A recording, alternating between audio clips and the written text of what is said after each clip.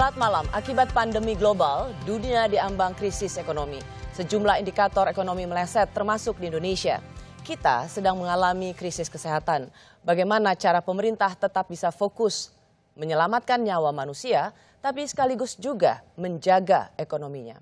Inilah Rosi, menyelamatkan ekonomi dari dampak pandemi.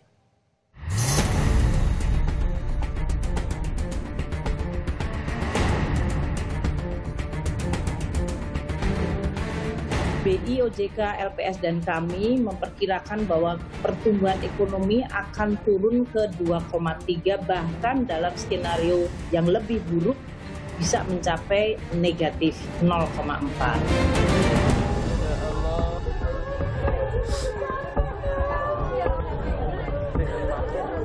Sehingga transmisi masalah kemanusiaan kesehatan menjadi masalah sosial, menjadi masalah ekonomi, dan kemudian kepada masalah ancaman stabilitas keuangan menjadi sangat nyata.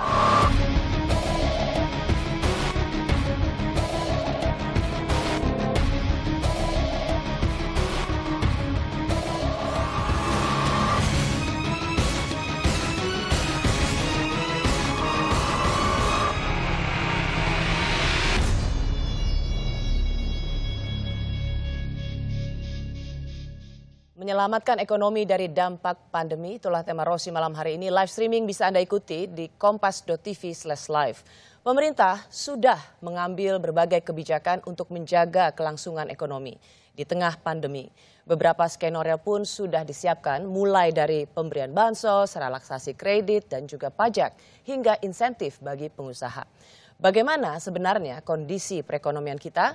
Saya akan membahasnya dan menanyakannya langsung pada Menteri Keuangan Republik Indonesia, Dr. Sri Mulyani Indrawati. Selamat malam, Bu Ani.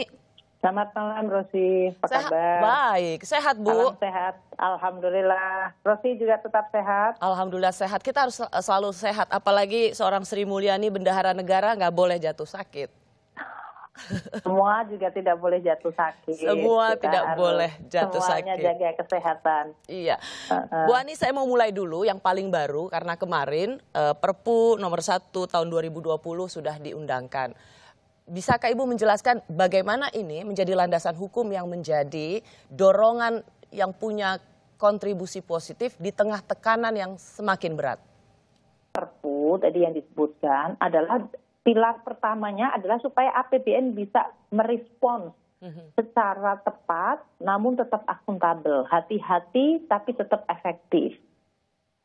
Harus cepat tapi tetap kita harus prudent. Betul. Kan kayak gitu. Itu semuanya kan banyak sekali permintaan untuk APBN, yaitu keuangan negara, bisa membantu seluruh aspek sosial, ekonomi, dan kesehatan yang semuanya mengalami tekanan dan serangan akibat COVID ini. Ya. Nah, di sisi lain, potensi dari penularan keuangan dari sisi ekonomi ini kepada sektor keuangan juga menjadi besar. Maka Perpu juga ada bagian mengenai menjaga stabilitas sistem keuangan dengan memperkuat BI, OJK, dan LPS.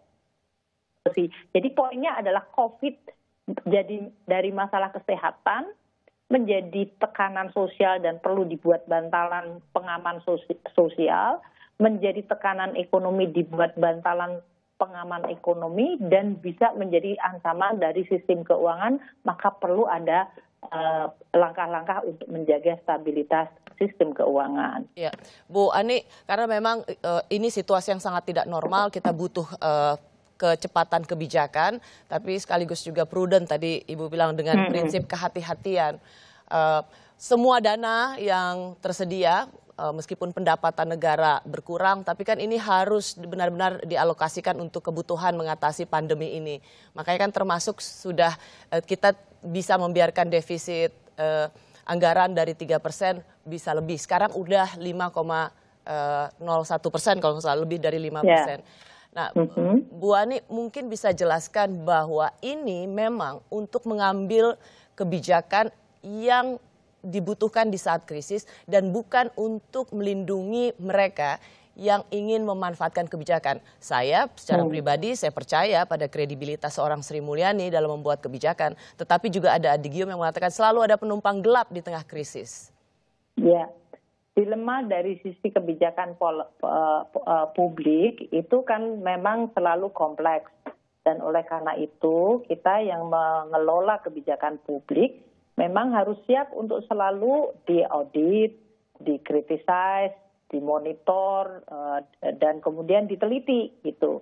Dan memang untuk menjaga kepercayaan dan amanah itu kita juga harus transparan, kita harus menyampaikan informasi yang benar, kita juga harus menyampaikan pilihan-pilihan dari kebijakan itu, gitu ya, supaya masyarakat juga tahu. Jadi dalam situasi ini tadi yang Perpu, pertama defisit dilebarkan di atas 3%. Kenapa kok melakukan itu? Apa karena COVID? Iya karena COVID. Bagaimana COVID mempengaruhi defisit? Tadi COVID menyebabkan aktivitas ekonomi sosial menurun tajam, sehingga penerimaan negara dari pajak juga akan turun tajam. Belum COVID karena itu terjadi di seluruh dunia, terus permintaan juga turun semuanya seluruh dunia, maka harga minyak jadi anjlok banget. Sekarang ini harga minyak yang tadinya kita asumsikan di sekitar antara 50-60, bahkan di bawah 30. Bahkan ada suatu saat harga minyak itu negatif, Rosi. Itu kan belum pernah terjadi dalam seumur hidup saya gitu ya. Jadi harga minyak yang turun, penerimaan negara juga akan turun. Jadi ekspor turun, kita juga akan turun. Jadi seluruh penerimaan negara turun. Di sisi lain, tadi belanjanya naik.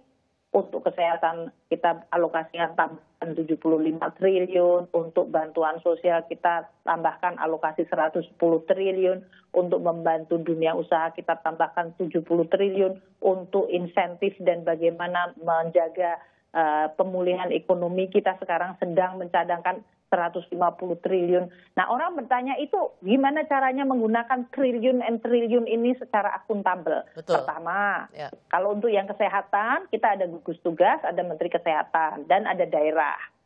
Jadi kalau itu keluarnya duit adalah untuk membayar dokter mana yang harus dibayar? Itu dari dinas-dinas di daerah mengajukan usulan ke Kementerian Kesehatan dilakukan.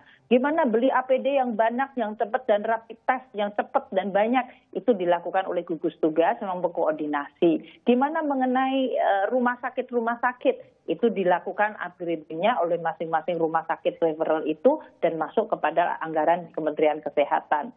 Bagaimana dengan pembayaran para pasien yang terkena COVID, itu nanti diperiksa oleh BPJS Kesehatan sehingga dia bisa membayar sesuai dengan tagihan. Kan itu ada sistem akuntabilitas. Gimana dengan bansos? 110 triliun dengan berbagai macam. Kalau PKH 10 juta itu datanya ada di Kementerian Sosial. 10 juta orang masyarakat termiskin ya yang tadi disampaikan. Kalau 20 juta yang mendapatkan kartu sembako, datanya dari Kementerian Sosial. Kementerian Sosial dapat datanya dari mana? Itu adalah dari bawah, yaitu dari kelurahan, naik ke kecamatan, ke kabupaten, kemudian diupdate, dimasukkan provinsi mengirim kepada Kementerian Sosial. Gimana kalau terjadi ketidaktepatan, yaitu di-upgrade lagi, diganti lagi datanya. Jadi ada by name, by address. Itu siapa yang ngawasin nanti? Ada BPKP, ada Inspektorat Jenderal, ada BPK. Nanti mereka bisa mengaudit. Bahkan KPK sekarang juga sudah melihat.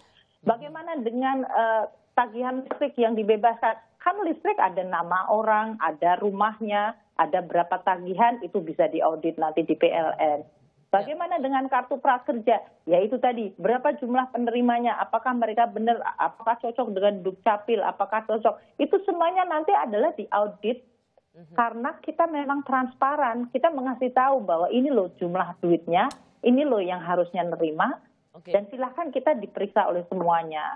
Bagaimana dengan dunia usaha tadi yang disebut apakah ada penumpang gelap? Dunia usaha tadinya yang mendapatkan insentif pajak adalah industri manufaktur, industri pariwisata.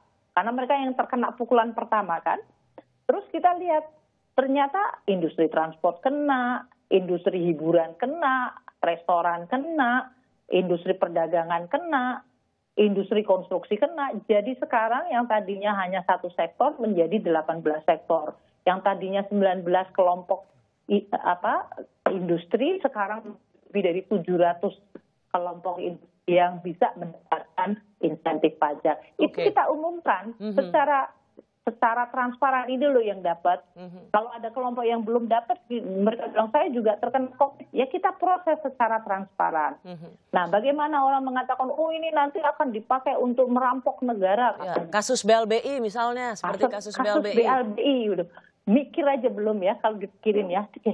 Jadi kalau kita mengatakan kasus BLBI itu apa sih? Ada bank rontok yang kemudian diambil alih pemerintah karena krisis. Itu tahun 97-98, gitu kan? Rontoknya bareng-bareng. Kita sih berharap tidak terjadi.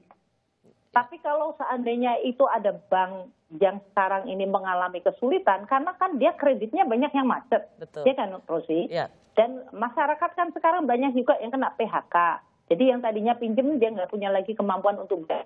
Orang-orang yang ojek itu yang beli motor, yang tadinya mendapatkan dari pendapatan tiap hari dia ngojek, dia nggak bisa ngojek. Atau kliennya turun.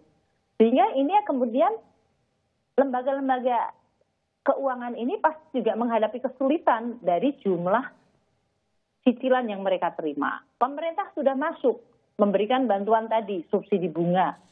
Tapi kemudian tetap mereka akan menghadapi. Nah, kalau situasi mereka kemudian sulit, maka sudah ada undang-undangnya. Kalau perusahaan ini tidak sistemik, ya silakan diselesaikan melalui undang-undang LPS, undang-undang OJK yang mereka menangani bank-bank yang mereka tidak.